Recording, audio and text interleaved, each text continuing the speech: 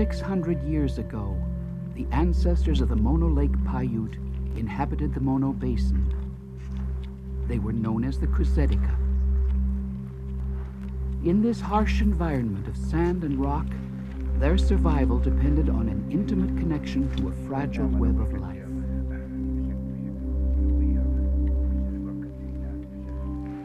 Living in the shadows of the Mono craters, they crafted tools from the glassy volcanic rock and hunted game in this plentiful land of the Great Basin. Like the inhabitants before them, their lives were threatened by catastrophic geologic events.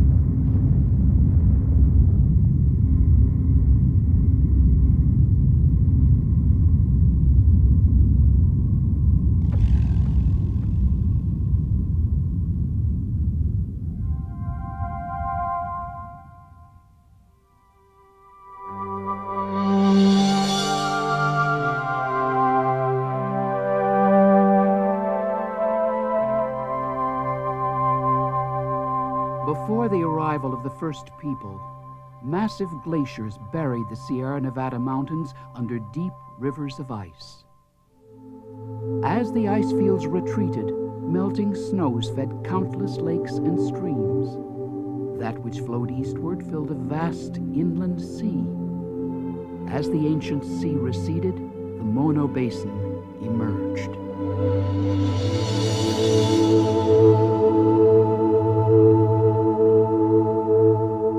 Today, asleep on the basin's desert floor, lies an ancient saline lake, a remnant of this once great sea.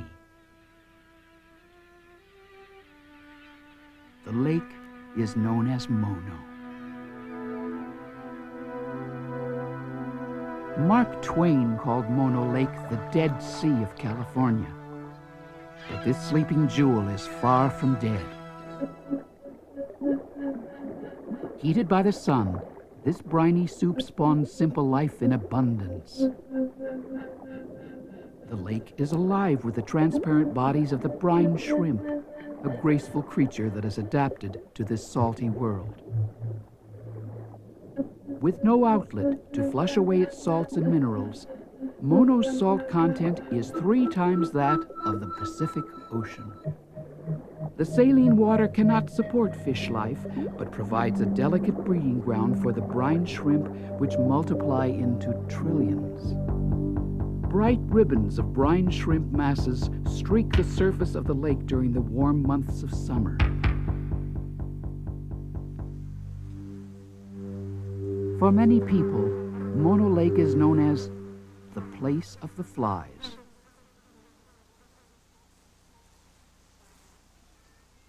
In spring, the harmless alkali flies blanket its western shores. They enter the lake on its oily surface film and lay their eggs on submerged rock. The eggs develop into fly larvae, which remain underwater until maturity. Both the flies and the shrimp feed on microscopic algae, the lowest level of the lake's simple food chain.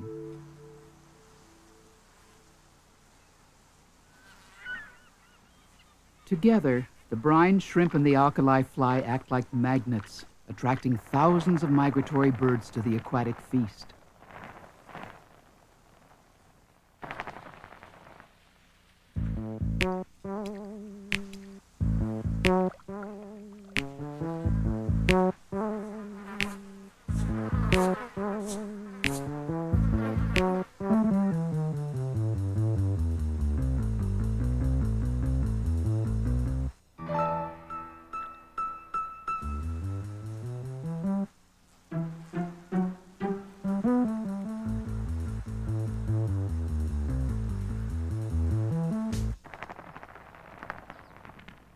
Among the most numerous of the avian visitors are the graceful shorebirds known as the Wilson's phalarope. They come from as far north as Canada and bivouac in Mono's quiet waters. Mono Lake is their major stopover in an incredible journey to Bolivia and Argentina. For many, the lake will be their only rest stop in a journey of 5,000 miles. From freshwater inlets, the piercing cry of gulls breaks the desert stillness.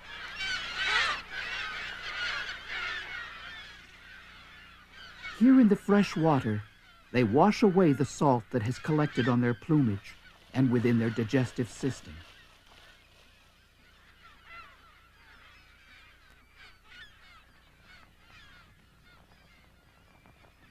About 90% of this state's California gulls journey from the Pacific shores across the High Sierra to Mono Lake, their ancestral breeding ground.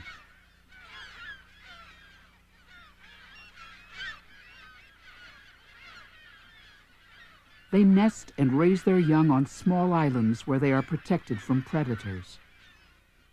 As the lake's water level lowers, so too does the population of its migratory birds and the web of life to which they are tethered.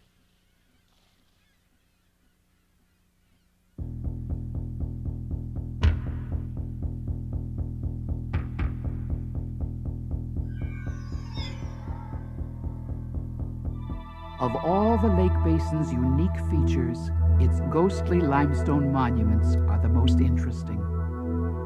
Known as tufa towers, these haunting pinnacles are born underwater. They become visible as the lake level recedes. The unique variety of tufa attracts the curious and their cameras. Forest Service interpreter Larry Ford is well acquainted with the secrets of the mysterious lake. I think one of the most important contributions I can make living here at Mono Lake, as I do season after season, is that it really gives me a good opportunity to get across to the visitor exactly what this place is like when they can't be here.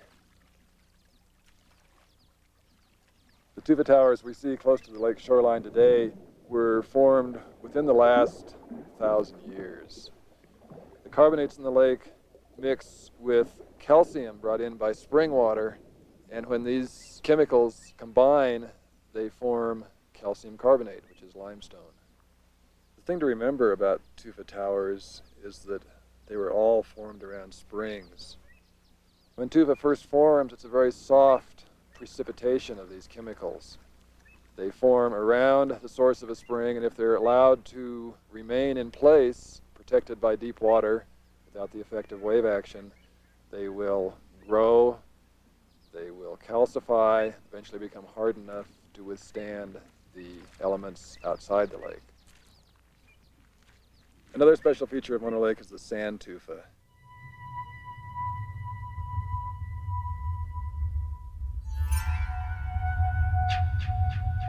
These are tufa structures that are formed chemically in the same way as the rock tufa you see around the shoreline, but sand tufa is formed beneath the sand, beneath the lake, in some very delicate, very fragile, very beautiful little formations.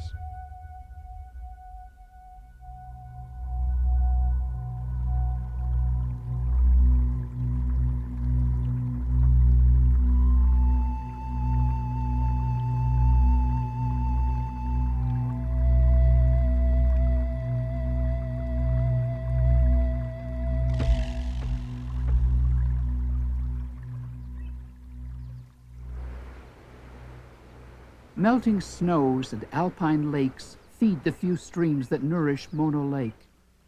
But daily evaporation and human consumption have caused its water level to drop. In the early 1940s, the city of Los Angeles completed an aqueduct system to collect some of the fresh water before it reached Mono Lake.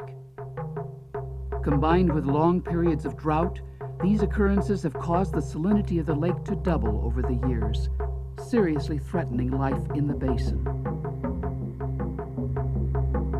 As the water level lowers, extensive alkali beaches are exposed. They feed choking dust to the basin's atmosphere as angry winds whip the lakeshore. Balancing human needs with those of the environment presents a critical question that will continue to be asked. How much water does the lake need to preserve its fragile ecosystem?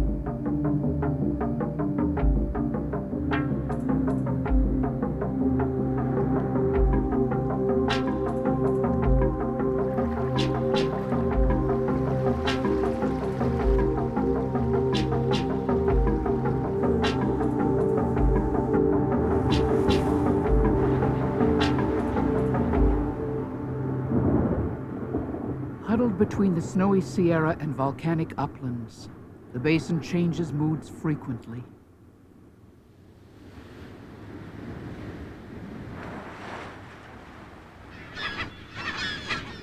The lake moves and breathes as the sun passes its yearly course.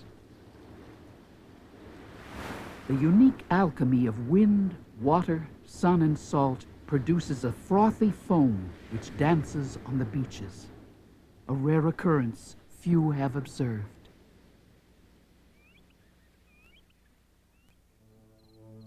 By the mid-1800s, the basin had attracted a handful of Europeans. They were hardy pioneers, dreamers with ambitious visions. Few succeeded. Today, what remains are time-worn monuments to their occupancy. Some built a narrow-gauge railroad connecting the basin's forests with the gold mines of Bodie. Others cultivated the land, creating a breadbasket for those who worked the mines in this land of boom or bust. Wallace McPherson's family was among those who dreamed of making their fortune in this unforgiving place. I've been a dreamer all my life, but I haven't had a whole lot of success. My dad's dream was to start a goat ranch, combined with a hotel on the shore, a real destination resort. We went onto the island and raised goats for milk, which was very highly regarded dietetically at that time. And this was going great guns until in 1922, we were thrown into litigation for about 10 years. My dad moved to the shore, and we started Mono Inn down on the old road.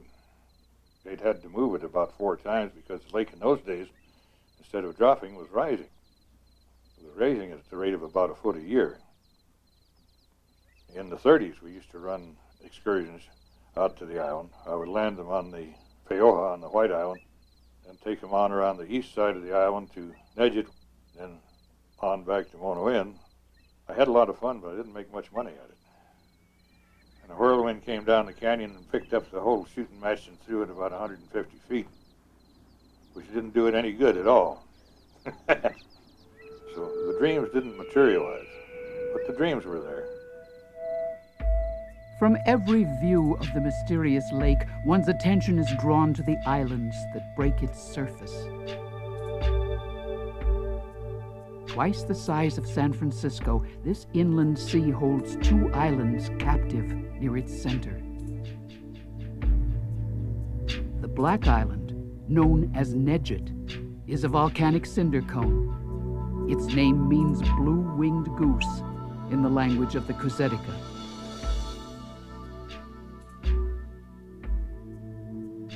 Paoha, the large light island, is the result of an upheaval of the lake bottom.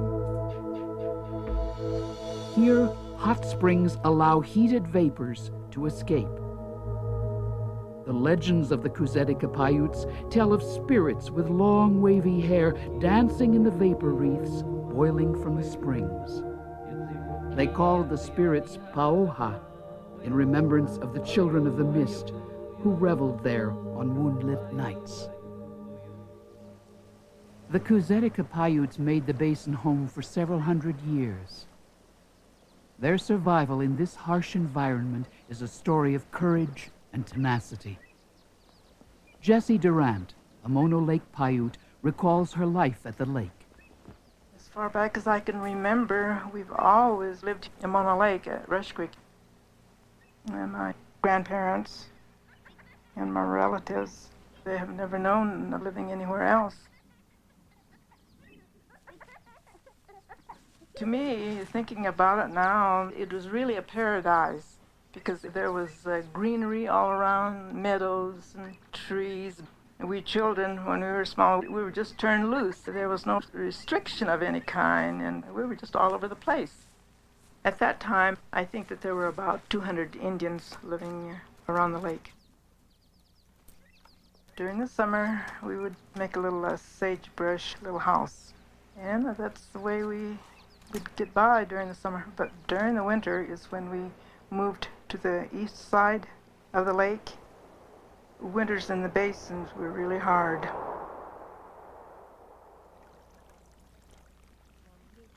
The brine fly, or the larvae, was our main food.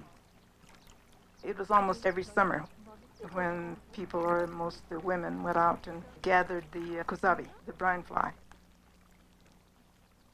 We'd get out with our winnowing basket and scoop them up. And first we spread some kind of a material, blanket or whatever we have, sheets, and put that right on and let it dry until we're ready to go home. All the younger generation, I don't think they haven't been out gathering it anymore. And it saddens me and to see the way things are. And the water has a lot to do with it. It has dried up and a lot of things has disappeared. Out of all the families, there's just the three of us left. My uncle and my aunt, so that's all there are. And whenever I visit them, I like to carry on a conversation in Paiute all the time. Tami na'a mu asu tami marabui de ima marabui de maikuzapa.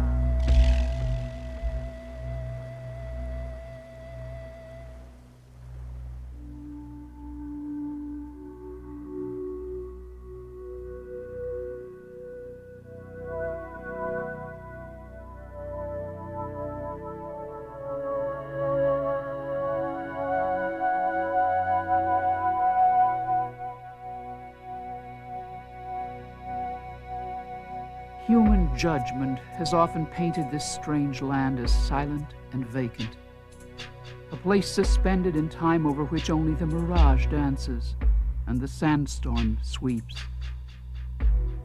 But this grand and haunting country has no need of humankind, yet our dependency on its water has shaped its destiny, a destiny bound to human reason and the whim of nature.